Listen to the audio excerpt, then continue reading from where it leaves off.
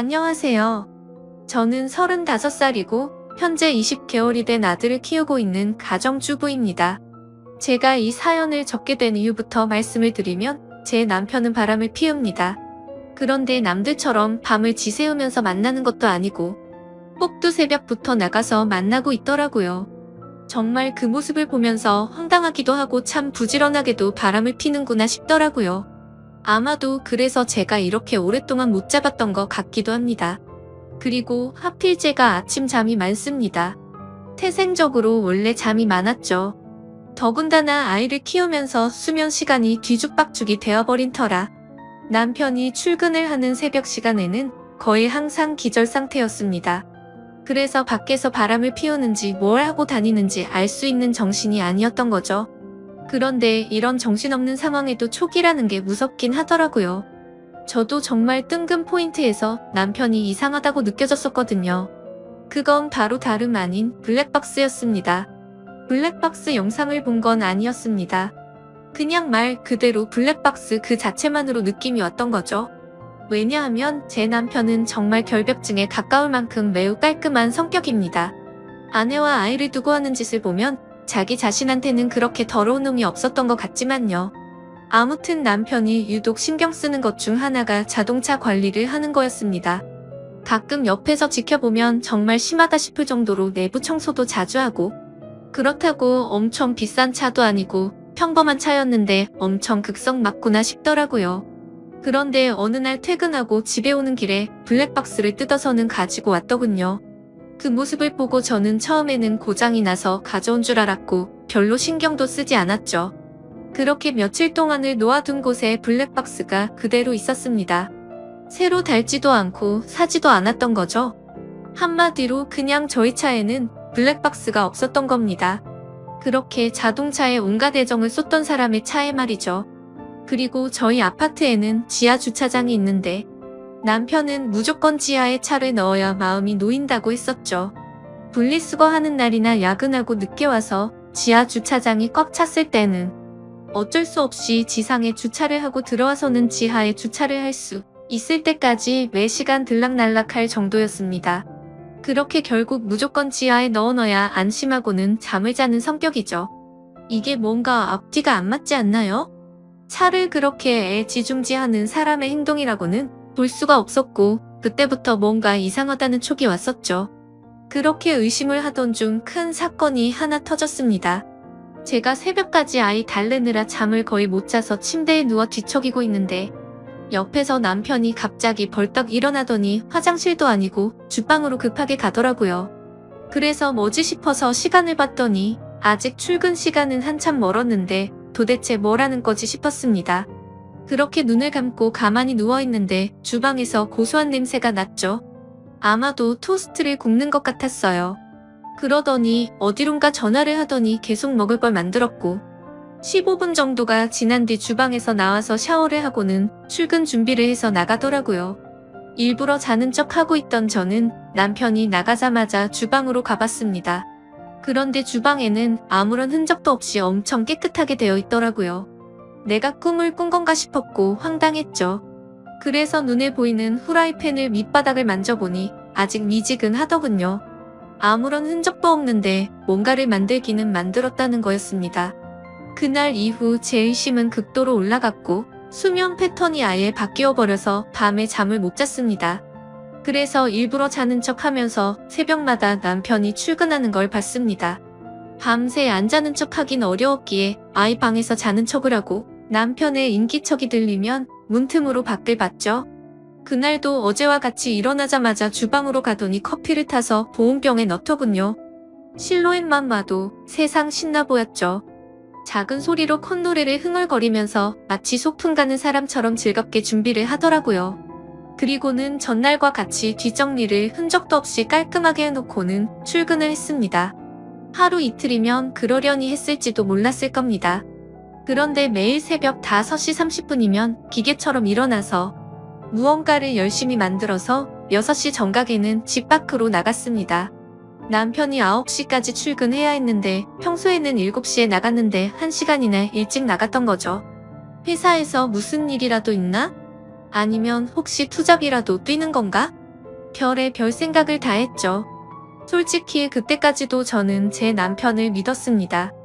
하지만 매일같이 그런 모습을 보다 보니 의심은 나날이 커져가더라고요. 그래서 결국 저는 남편이 자는 동안 핸드폰을 뒤져봤어요. 패턴 암호는 연애 시절 그대로 쓰더군요. 근데 아무것도 없었습니다. 카톡도 회사 단체 단톡방 외에는 특이한 것도 없었고 문자나 통화 기록도 너무 깨끗했습니다. 그래서 제가 괜히 남편을 의심한 건가 착각을 하기도 했죠. 하지만 쉽사리 의심은 사그러들지 않았고 그 다음날도 저는 아기 방에서 자는 척을 했고 남편이 나갈 때 저도 몰래 따라 나갔습니다. 남편은 지하 주차장으로 내려갔고 저는 미리 불러둔 택시를 타고서 뒤따라 가려고 기다리고 있었습니다. 그런데 택시에서 10분을 기다려도 남편의 차는 올라올 생각을 하지 않더라고요. 분명 남편이 지하 주차장으로 가는 걸 봤는데 나오지를 않더라고요. 저는 어쩔 수 없이 택시값을 계산하고 죄송하다고 하고는 서둘러 지하 주차장으로 내려갔죠. 혹시나 제가 찾는 게 들킬까 봐서 조심히 남편 차를 찾아봤습니다. 지하 2층으로 내려가 보니 남편의 차가 지하 주차장에 있더라고요. 멀리서 보니 시동도 켜져 있지 않고 빈 차 같더군요. 그래서 남편이 차를 안 가져갔는데 제가 못 본 사이 나갔구나 했습니다. 어쩔 수 없이 저는 다시 집으로 올라가려고 할 때였습니다. 그때 때마침 어떤 여자가 제 남편 자동차 쪽으로 점점 다가가더니 너무나 자연스럽게 제 남편 차에 타는 겁니다. 그때부터 인생에서 가장 크게 제 심장이 쿵쾅쿵쾅 뛰기 시작했습니다. 그렇게 믿으려고 애써봤건만 제 남편은 투잡을 뛰려고 일찍 일어난 게 아니었습니다. 다른 여자와 두 집 살림을 하려고 일찍 나가고 있었던 거였죠. 그렇게 한참을 다른 사람 차 사이에 숨어서 보고 있는데 너무 슬펐습니다. 당장 뛰어가서 머리채라도 잡고 싶은데 아무런 증거도 목격하지 못했기에 처량하게 지켜볼 수밖에 없었죠. 1시간가량 시동도 안 킨 자동차에 있더니 7시쯤이 되자 갑자기 시동을 걸고 차가 빠져나가더군요. 저는 곧바로 집으로 돌아와서 떨리는 마음을 진정시키면서 제 남편의 최근 행동들에 대해서 차분히 생각을 해봤습니다. 무슨 낌새가 있었나 한참을 생각했지만 남편은 가정에 충실했었거든요. 야근도 자주 안 하고 집에 일찍 들어와서 아이도 봐주고 아무런 투정 없이 집안일도 잘 도와줬습니다. 도저히 머리를 쥐어짜내도 전혀 의심할 것들이 없더라고요. 근데 그 순간 생각이 난 게 예전에 한번 저에게 카풀에 대해 말한 적이 있었습니다. 우연히 알게 됐는데 우리 동네에 직장 동료가 사는 걸 최근에 알았다고요. 그래서 기름값도 아낄 겸 카풀을 해볼까 하는데 제 의견을 물어보더군요. 그때 저는 아이를 보느라 정신이 없었기에 별로 대수롭지 않게 그 동료가 여자면 하지 말고 남자면 하라고 가볍게 말하고 넘어갔죠. 카풀이라는 게 매일같이 자동차를 함께 타고 출근하는 거라 이성끼리 눈 맞는 경우도 종종 있다고 들은 기억이 있었습니다. 그래서 남편에게 여자면 하지 말라고 분명히 말했는데 제 말을 무시하고 지금까지 그걸 하고 있었던 거였습니다. 카풀이라고 확신하니 그동안 남편의 이상한 행동들이 마치 퍼즐 조각처럼 다 맞아지더군요. 블랙박스를 설치하지 않는 이유도 그렇고 자동차에 병적으로 집착하는 이유도 알겠더라고요. 결국에는 흔적 없이 깔끔하게 바람을 피우려고 그랬던 거였습니다.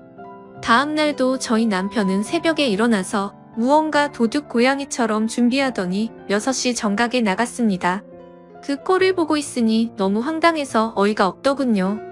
저는 그래서 바로 남편을 따라서 지하 주차장으로 내려갔습니다. 이번에도 자동차에 타서는 시동도 걸지 않고 그 여자를 기다리고 있더군요. 10분 정도가 지나자 어제 봤던 그 여자가 다시 왔습니다. 같이 함께 차를 타고 한참 동안 차 안에 있다가 어제처럼 7시 정각에 출발을 하더라고요. 저 여자도 참 부지런하네요. 매일 그 시간에 와서 저짓거리를 하다니. 일찍 일어나는 새가 바람도 잘 피우는 것 같네요. 이번에는 두 눈 부릅뜨고 제대로 끝까지 지켜봤습니다. 멀리서 몰래 보다 보니까 자세히 보이지는 않았지만 두 개의 동그란 머리가 하나로 뭉쳐지는 건 정확하게 보였습니다. 그냥 이건 확실하다는 확신을 줬었죠. 둘이 차 안에서 그 짓거리를 하고 다닌 거였습니다. 그걸 보는 순간 저도 모르게 화가 나서 눈이 뒤집힐 뻔했고 저도 모르게 눈물이 났습니다. 남편의 불륜이라는 걸 직접 겪어보니 분노가 머리끝까지 치밀어 오르더라고요. 그동안 남편이 제게 이상하게 대한다거나 갑자기 잘하려고 했던 상황들을 하나씩 차근차근 생각해보니 저 여자랑 차 안에서 바람을 피우느라 찔려서 그랬구나 싶은 생각에 정말 돌아버리겠더군요. 저는 곧바로 친정 엄마에게 연락을 해서 병원에 다녀온다며 아이를 좀 봐달라고 부탁을 드렸고, 아이를 친정에 맡긴 뒤 저는 곧바로 변호사 사무실을 찾아갔습니다. 변호사분과 이야기를 한참 동안 해봤지만 결론은 그거였습니다. 깔끔하게 하는 게 제 심신에 좋을 거라며 위자료 2천만 원의 양육비 받고 이혼을 하는 걸 추천하더라고요. 그 이야기를 듣자 너무 억울하고 분통이 터지더군요. 어떻게 남편이 타고 다니는 자동차 가격보다 낮은 금액으로 내 인생 날린 걸 퉁치려고 한다는 게 말이 됩니까? 그래서 저는 일단 다시 연락드린다고 말하고는 변호사 사무실에 나왔습니다. 누구에게 물어봐야 하나 싶었고 제 주변 친구 중에 이혼을 한 친구들을 찾아봤습니다. 솔직한 속마음으로 그런 친구가 없으면 어쩌나 했는데 너무 많아서 놀랄 정도였죠. 가까이 사는 친구들 3명에게 연락을 해서 만났는데 전부 다 자신들이 겪은 이야기를 하면서 울고 앉아 있었습니다. 그런데 이야기를 들어보면 대충 돈은 다 비슷하게 받았더라고요. 사실 재벌집에 시집가지 않고서야 거기서 거기겠지 싶더군요. 저는 32살에 아이를 낳았고 제 아이가 몸이 많이 약해서 새벽에 응급실만 3번 다녀오고 나서 도저히 일과 육아를 병행할 수 없겠구나 싶었고 그냥 깔끔하게 8년 다니던 그 좋은 직장을 그만뒀습니다. 그런데 이런 건 어떻게 보상해줍니까? 고작 2천만 원이라니 너무 허탈했습니다. 아무튼 그건 나중에 해결할 문제라는 생각에 저는 친구들과 헤어지고서 그 두 인간에게 복수를 하기 위해서 곧바로 페인트를 사러 갔습니다. 가자마자 페인트 사장님에게 가장 안 지워지고 오래가는 걸로 달라고 말씀을 드렸고 빨간색 페인트 4통과 두툼한 붓도 몇 개를 사서 배달을 부탁드리고 집으로 들어갔죠. 그날 저녁도 다른 날과 다르지 않게 남편은 퇴근하고 일찍 집에 들어와서 집안일을 도와주더군요. 그 꼴을 보고 있으니 나중에 제가 없어도 참 잘 살겠구나 싶었습니다. 그리고 기가 막히게도 대뜸 주말에 출장이 잡혀서 갔다 온다고 하는데 속이 뻔히 보이더군요. 역겨운 마음에 욕이 튀어나올 뻔했지만 증거도 만들어야 했고 복수를 제대로 해야 한다는 생각에 겨우 참았습니다. 잠이 들 준비를 마친 뒤 남편은 인터넷으로 볼만한 영화를 찾고 있길래 무슨 영화냐고 같이 보자고 제가 은근슬쩍 찔러봤습니다. 그러자 남편은 나중에 회사에서 쉴 때 본다고 말하더군요. 그러더니 저를 위하는 척하면서 일찍 자라고 하더라고요. 웃음밖에 안 나왔습니다. 블랙박스 때 놓고 그 자리에 영화 틀어놓고 둘이서 보려는 게 눈에 뻔히 그려졌습니다. 그래서 이를 갈면서 아무렇지도 않은 척 저는 남편에게 말했죠. 자기도 일찍 일어나려면 피곤할 텐데 대충 고르고 쉬어라고 말하고는 저는 아이 방으로 갔습니다. 어차피 오늘 아무리 재밌는 영화를 고르면 뭐하냐 싶었죠. 내일 내가 가서 깽판 치면 영화는 10분도 보지 못할 텐데 한심스럽더군요. 그렇게 그날 밤이 지나고 새벽이 되었습니다. 아니나 다를까 부지런하신 남편놈은 똑같이 새벽에 일어나더니 열심히 준비를 해서 나갔고요. 저도 곧바로 엄마에게 빌린 차에 실어뒀던 고무장갑을 양손에 끼고 페인트와 붓을 빼들고 따라갔습니다.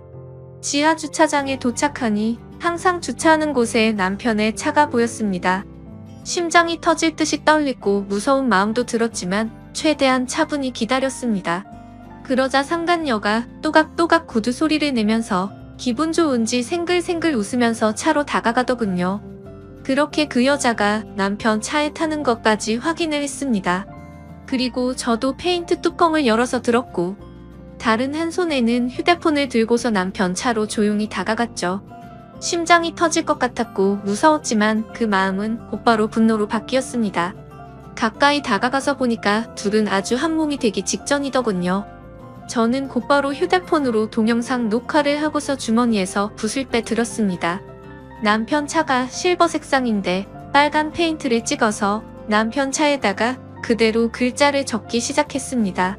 진짜 그 순간 엄청나게 통쾌했고 페인트가 기가 막히더군요. 저는 그곳에다가 불륜남과 상간녀가 타고 있어요 라고 적었습니다. 빨강색 글씨에 큼직하게 써서 멀리서도 곧바로 보이겠더라고요. 자동차 앞 유리에도 글자를 적기 시작했어요. 조수석 부분에는 상간녀라고 적었고요. 운전석에는 불륜남이라고 또박또박 적어놨습니다. 차 안에 두 사람은 멍하니 깜짝 놀라서 멍하니 저만 바라보고 있더라고요. 너무 역겨운 마음에 저는 그 두 사람을 쳐다보지도 않았습니다. 그렇게 바로 자동차 뒤로 가서 우리 지금 바람 펴요 라고 적어줬고요. 트렁크에다가는 바람피는 유부남이라고 적었습니다. 그렇게 실컷 페인트 칠을 마치고 나서 조수석으로 다가가서 유리창을 톡톡 두드렸습니다. 당장 열어라, 망치 갖고 와서 깨부셔버리기 전에라고 말하자 운전석에 있던 남편이 내리더군요. 남편은 차에서 내려서는 가까이 오지도 못하면서 오해라고 난리가 났고요. 저는 붓을 들고 너한테도 온통 페인트질 해줄 테니 가까이 오라며 네가 인간이냐고 소리를 질렀습니다. 그렇게 난리가 났는데도 그 상간녀는 끝까지 차에서 내리지 않더라고요. 저는 너무 열이 받아서 붓으로 유리를 툭툭 치면서 당장 나오라고 소리를 질렀습니다. 결국 소리를 질러대다 보니 아파트 주민 신고로 저희 세 사람은 경찰서로 갔습니다. 그제서야 그 역겨운 상간녀 얼굴을 가까이서 마주하게 되었던 거죠. 조금 뒤에는 상간녀의 남편 같은 사람이 경찰서로 뛰어들어왔고요. 저는 다른 계획이 있었기에 아무 말도 하지 않고 가만히 냅두고 있었습니다. 제 남편과 이 여자가 저를 어떻게 신고하겠어요? 저는 바쁘니까 알아서 하세요라고 말하고는 경찰서에서 나와버렸습니다. 그리고 몰래 숨어서 지켜보고 있으니 제 남편과 그 상간녀는 같이 출근을 했고 저는 그 상간녀의 남편을 뒤따라갔습니다. 따라가 보니 저희 바로 옆동에 살고 있더라고요. 엘리베이터 올라가는 층수까지 확인을 마친 뒤에 저는 곧장 친정집으로 갔습니다. 그날은 휴대폰을 꺼버리고 거기서 아이와 있었죠. 그리고 다음날 새벽 저는 다시 저희 동네로 갔습니다. 저희 집이 아닌 그 상간녀가 살고 있는 아파트 동에 어제 봤었던 그 층으로 올라갔습니다. 그리고 거기서 조용히 기다렸습니다. 그렇게 6시가 조금 지나자 신발을 신는 소리가 들렸고 한쪽 현관문이 열리더라고요. 오늘은 늦게 나오겠지 싶은 생각도 해봤지만 이것들이 아직도 정신을 못 차렸나 봅니다. 나오는 사람은 어제 봤었던 상간녀가 맞았고요. 그 상간녀는 문 앞에 서 있는 저를 보고 소리를 지르면서 그 자리에서 주저앉아 버렸습니다. 저는 그 여자를 보지도 않고 묵묵히 제 할 일을 시작했습니다.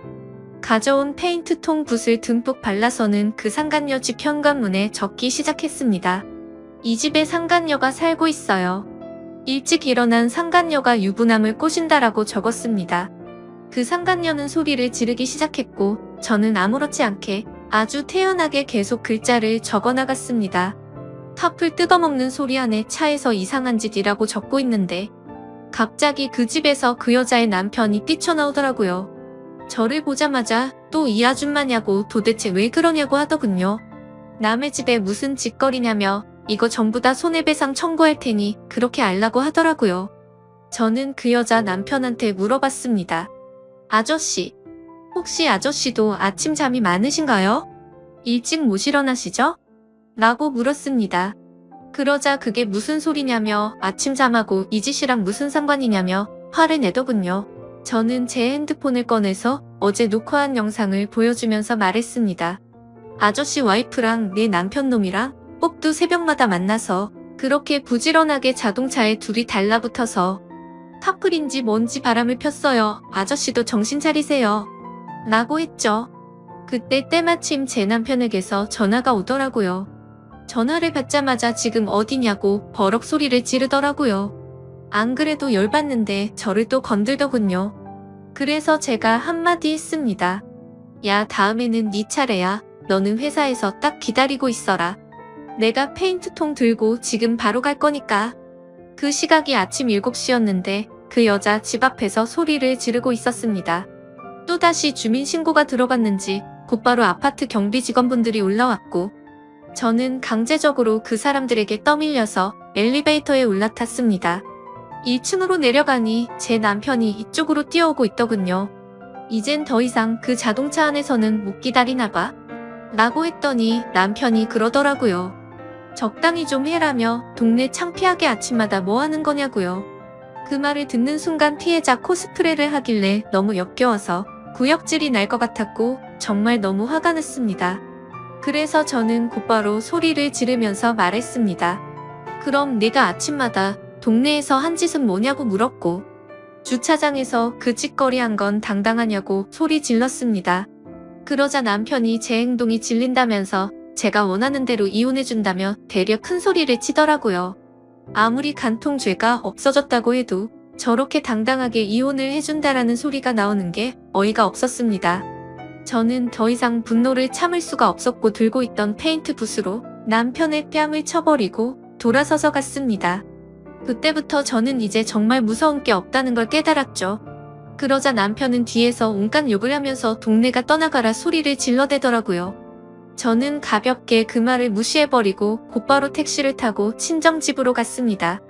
가서 씻고 나서 마음도 진정시킨 뒤에 본격적으로 이혼 준비를 시작했습니다. 최근에 만났었던 이혼한 친구들을 한자리에 다시 불러서 얘기를 듣는데 정말 처참하더라고요. 제가 앞으로 몇 달 뒤면 저 친구들과 같은 모습이 될 거라는 생각에 암담해졌습니다. 이제 슬슬 좀 현실이 보이더라고요. 제가 이혼을 한다는 것도 그렇고 앞으로는 혼자서 아이를 키워야 한다는 것도 이제 좀 와닿았습니다. 그리고 나서 저는 다시 변호사들을 찾아다녔습니다. 하지만 여러 곳을 다녀봤지만 현실적인 위자료 금액은 거의 비슷하더군요. 그 못된 상간녀에게 받을 수 있는 금액도 비슷했고요. 그런데 그 돈을 받는다고 해서 제가 받은 충격과 분노가 도저히 풀리지는 않을 것 같더라고요. 저는 또다시 복수를 하겠다고 각오를 다잡고 빨간 페인트를 들고서 상간녀의 회사로 찾아갔습니다. 제가 연락을 하자마자 상간녀는 총알같이 로비로 튀어나와 있더라고요. 제가 또 어떤 글자를 어디에 적을지 무서웠겠죠. 저를 보자마자 제 손을 잡고는 로비에 있는 커피숍으로 끌고 갔습니다. 테이블에 앉자마자 상간녀가 저에게 말하더군요. 자신이 저번에는 경황이 없어서 가만히 있었는데 적당히 하라고 하네요. 참는 것도 한계가 있다면서요. 그리고 왜 당신 남편은 가만두고 자신한테만 그러냐면서 합의금이든 위자료든 원하는 게 줄 테니까 자신은 좀 내버려두라고 뻔뻔스럽게 말하더군요. 아무튼 그 여자가 그렇게 당당하게 돈 이야기를 먼저 하길래 제가 얼마나 줄 거냐고 물어봤습니다. 그러니 본인도 여기저기 알아보니 1,500이면 충분한데 2,000까지 해준다고 하더군요. 여기서도 2천만 원이라는 소리를 들으니까 갑자기 화가 확 나더라고요. 그래서 저는 내 등에 가격표라도 붙어있냐고 왜 가는 곳마다 나한테 2천만 원 거리냐고 했습니다. 내 35년 인생 가격이 고작 2천만 원이냐고 소리쳤고 그 돈은 개나 주라고 말했습니다.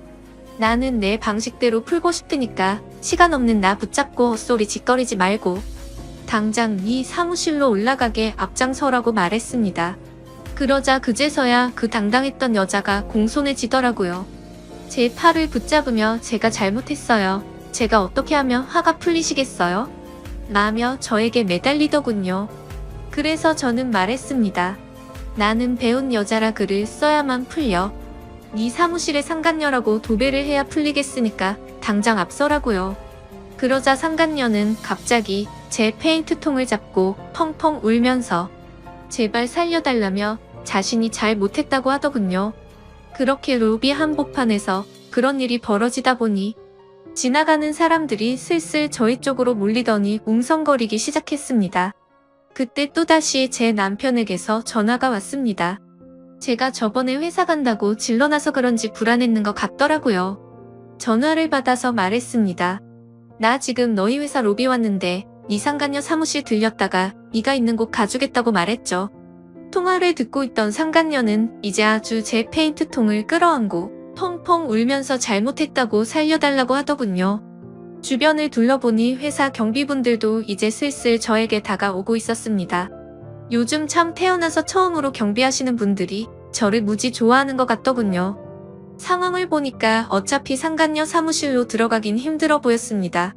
그래서 로비에서 끝장을 봐야겠다 라는 생각이 들어서 사람들 다 들으라는 듯 큰 소리로 말했습니다.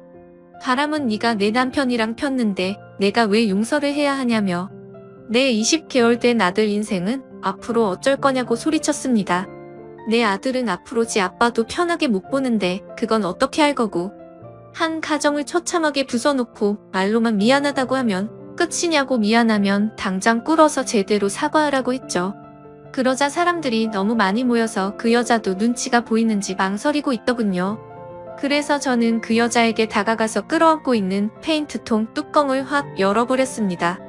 그럼 그냥 여기에다가 글씨 써준다고 말하자. 곧장 바로 무릎을 꿇으며 펑펑 울며 잘못했다고 싹싹 빌었습니다.